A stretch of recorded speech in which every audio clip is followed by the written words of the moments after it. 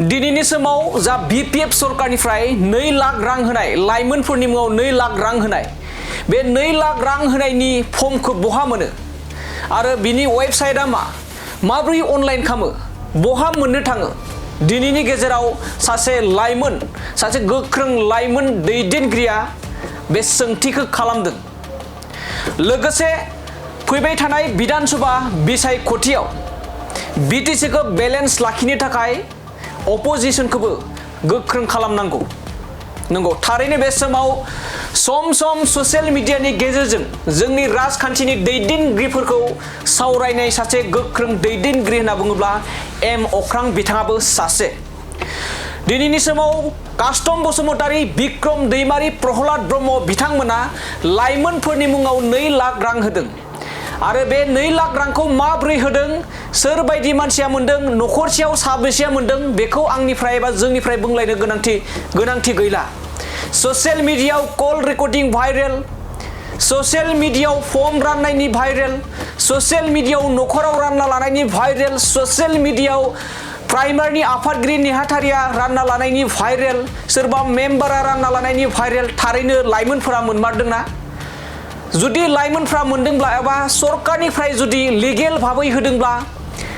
अनलाइननि प्रसेस मानो जायासै फर्म राननाय प्रसेस मानो जायासै बिक्रम कास्टम प्रहलाद बिथांमोना फिननाय होनांगौ फिननाय नागिरदों एम अख्रां बिथाङा जाय एम अख्रां बिथाङा जेब्ला प्रमोद बर'आ सरकार सालायदोंमोन बै समाव प्रमोद बर'नि गोरोन्थिखौ आसि थुनानै बाथ्रा बुंग्रा होनना बुंब्ला सासेल' लाइमोन बिथाङानो जाहैबाय एम अख्रां बेफोरबायदि माखासे इलिगेल खामानिखौ दबथायनो थाखायनो बेरेखा दोलोखौबो गोख्रों खालामनांगौ जुदि सासे मानसिनिनो जुदि पावारखौ होयोब्ला अब्ला बे गाज्रि जायो बेफोरबायदि गोबां बिदिन्थि होनानै बाथ्रा बुंदों बिथां एम अख्रां बिथाङा सासे मोनसेबो राजखान्थि दोलोजों अरजाबना थानाय एबा सिथाबना थानाय दैदेनगिरि नङा बिथाङा मोनफ्रोमबो राजखान्थिनि दैदेनगिरिफोरखौ थोंजोङै आसि थुनानै बाथ्रा बुंनो हानाय जाखांफुहांनाय सासे लाइमोन एम अख्रां गले गले सोंथि खालामदों 2 लाखनि जा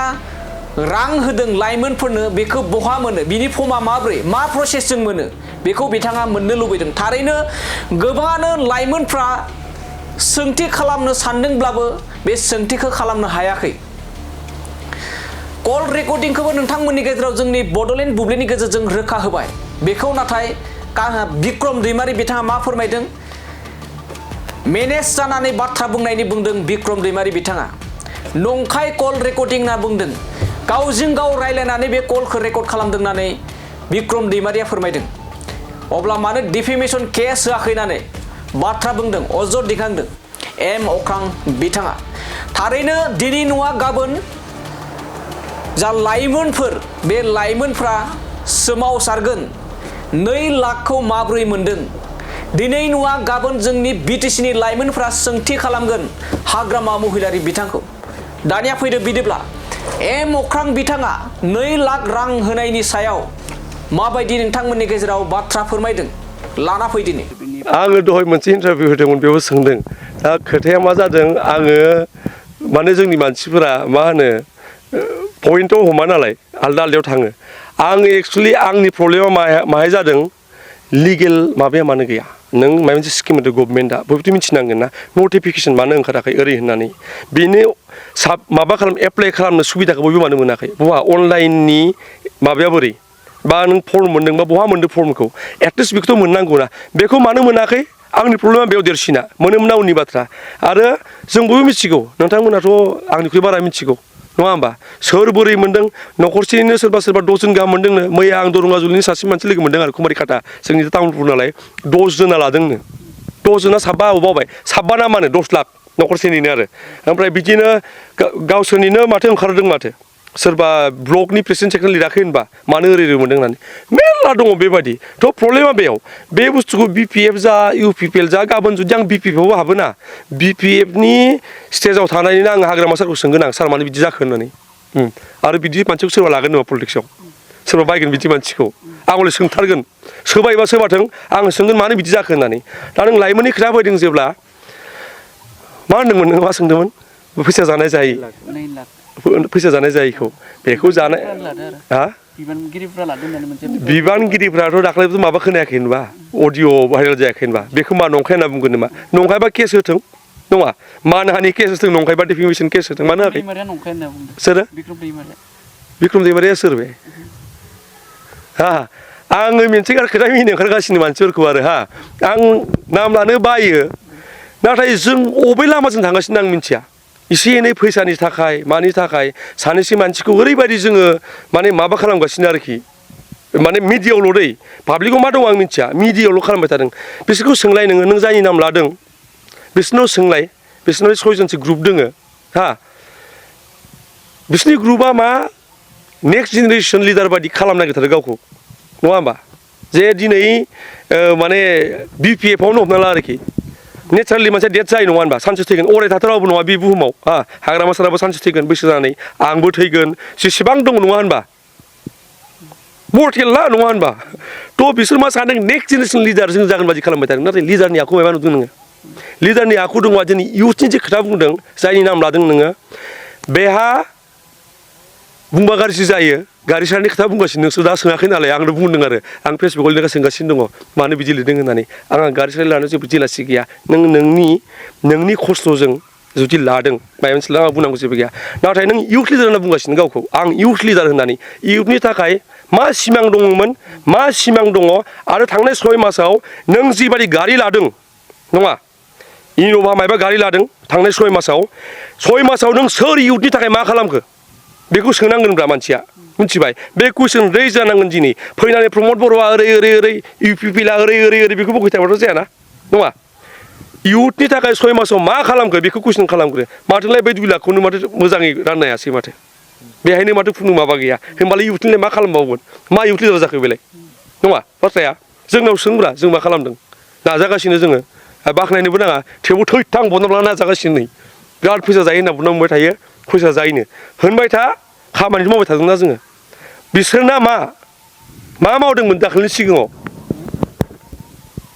नङा कुइसना बे आरो बे जानांगौ जिहेतु BPF दोलोआ 5 दानाव जिहेतु मोनबा गेरेन्टिखौ मावफुंबाय होननानै प्रसार खालामगासिनो दायो बेनि सायाव मा बुंगोन बेखौथ' मिडिया मोजाङै मिथिनांगोन हा प्रम'सन खालामनायाथ' गिदिर बाथ्रा नङा नाथाय फोरमाना दङ ना गैया माखौ खालामखो नङा होनबा बबे गेरेन्टिखौ मावफुंखो नङा गेरेन्टि होननाय जिनिसाथ' बुंनायाथ' बयबो बुङो नाथाय बिनि सैथोथिया बेसेबां जों बेखौ बिजिरनांगोन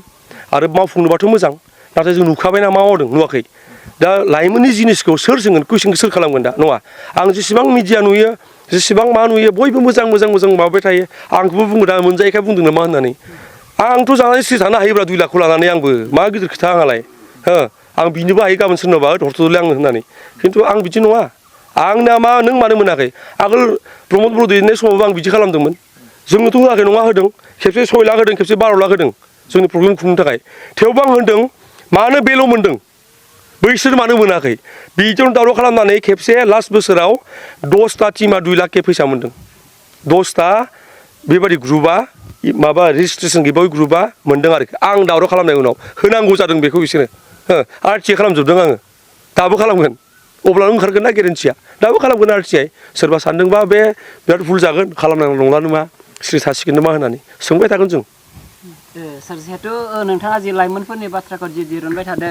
बेवहाय जि BPF सरकारा जि लाइमोनफोरनो 2 लाख होनायनि बाथ्रा बुंबाय थादों बे 2 लाख होनाया इलिगेल जादों होनना नोंथाङा सानो नामा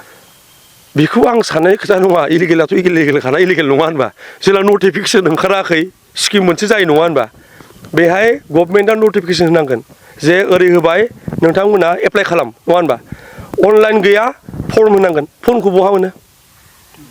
बहा मोनदों पार्टिया रानो नामा गभर्नमेन्ट स्किमखौ बिसोरनि केसा मा जादों मिथिबाय 56 माया बिबान मोनदों